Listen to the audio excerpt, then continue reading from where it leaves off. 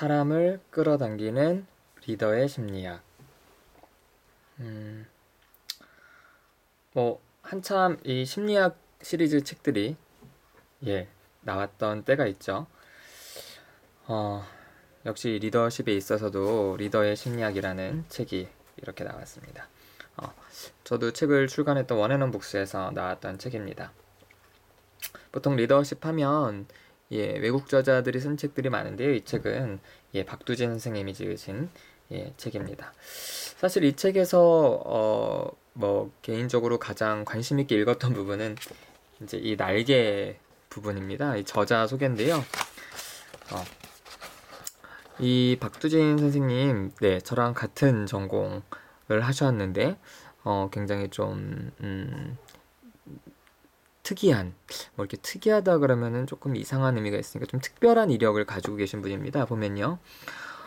임상 상담 심리학 석사 과정을 밟았으며 현재 글로벌 인사 조직 컨설팅사인 헤이그룹 한국사무소에서 리더십 핵심 인재 평가팀 리더로 재직 중이다.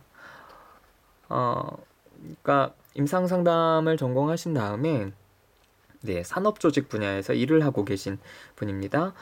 좀 더 구체적으로 읽어보면요. 머서, HR 컨설팅, 토마스 인터내셔널, PSI 컨설팅 등에서 13년 동안 역량 및 리더십 분야의 전문 컨설턴트로서 신입 경력사원 채용, 임원 및 핵심 인재 선발, 리더십, 역량 진단 및 코칭 등에 대한 자문 활동을 해오고 있다.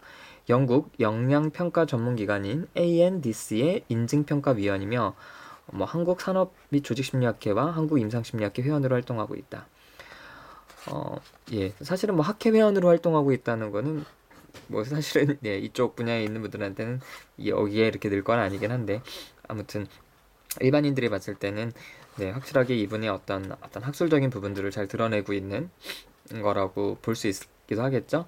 자, 대한민국 최초 우주인 선발 평가팀의 프로젝트 매니저로서 선발 도구를 개발했으며 전문 평가위원으로도 참여했다. 그리고 삼성그룹, 삼성화재, 삼성증권, 삼성네트워크, 현대자동차, 현대카드캐피탈, 블러블러블러 등에서 컨설팅을 수행했다.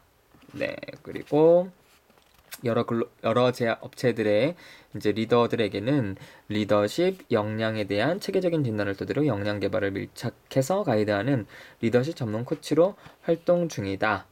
아무튼 이렇게 저자 소개가 이렇게 있습니다.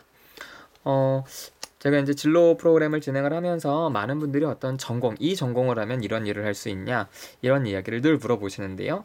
사실 전공과 현장의 일은요, 아예 상관관계가 없다고 할 수는 없긴 하지만, 어떤 전공을 했을 때 꼭 어떤 길로 나가야 한다, 이렇게 보기는 좀 힘듭니다. 심리학이라는 큰 틀 안에서 어떤 석사의 어떤 세부 전공을 했다는 게 이후의 경력이나 이후의 어떤 활동에 아주 큰 제한이 되는 경우는 많이 없거든요. 그래서 아무튼 이 박두진 선생님도 임상상담을 전공하셨지만 이렇게 회사 쪽에서 리더십 분야에서 일을 하고 계신 분입니다. 자, 이 책의 목차를 조금 보겠습니다. 자, 크게 파트 1, 2, 3, 4로 나뉘어져 있는데요. 파트 1은 리더가 반드시 극복해야 할 딜레마 4가지. 그래서 착한 리더냐, 나쁜 리더냐, 비전형 리더냐, 지시형 리더냐, 사람을 키우는 리더냐, 바꾸는 리더냐, 답을 제시하는 리더냐, 함께 찾는 리더냐. 사실 이런 질문들은 명쾌한 답이 있는 게 아니라 사실 딜레마적인 부분이 있습니다. 어느 한쪽도 쉽게 선택할 수가 없는 부분들이 있죠. 자, 파트 2는요. 사람의 마음을 움직이는 리더의 심리학.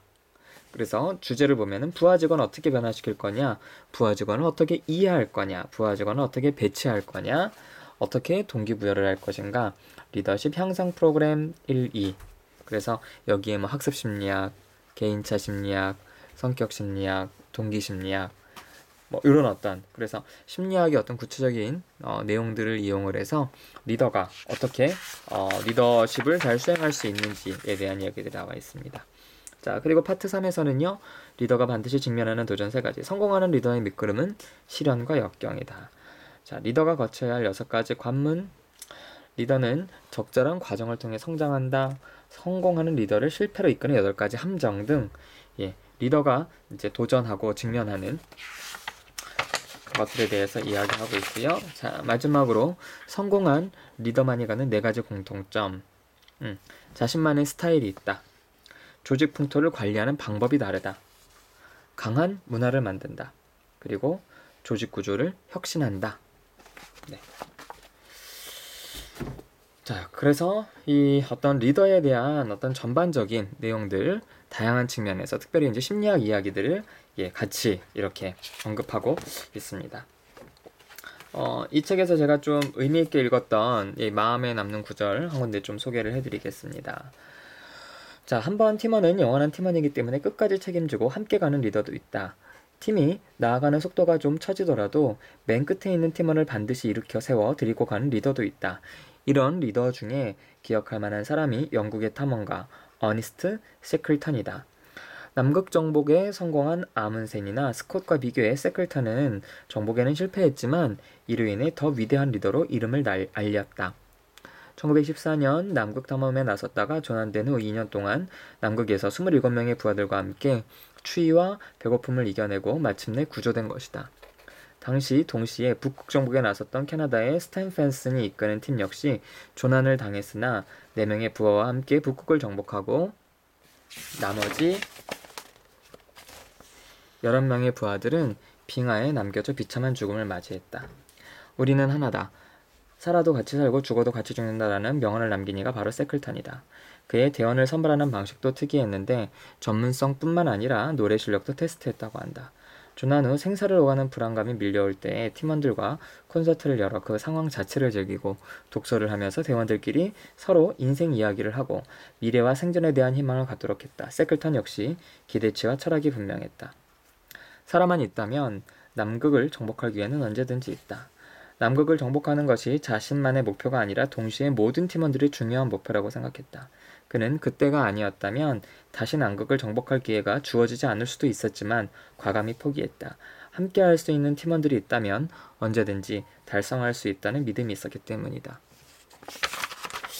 사실 아문센과 이 스콧 이 남극 정복에 대한 이야기를 저도 이제 책에서 썼는데요. 이렇게 또 세클턴이라는 리더가 훌륭한 리더가 있었구나 읽으면서 참 마음에 남았던 부분입니다. 국내 저자가 썼기 때문에 읽기는 꽤 수월합니다. 이제 그러나 리더십 현재 어떤 리더로서 많은 고민을 하고 계시거나 어떤 회사에서 리더 위치에 있는 분들은 굉장히 도움이 될 수 있지만요. 약간은 어떤 리더십, 어떤 조직 이것과 동떨어져 있는 분들이라면 조금은 책이 별로 이렇게 읽히지 않을 수도 있겠다. 구체적인 사례들이 많기보다는 좀 리더십 자체에 대한 이야기들이 많이 있기 때문에 그렇습니다. 자, 리더 관심 있으신 분들한테 추천합니다.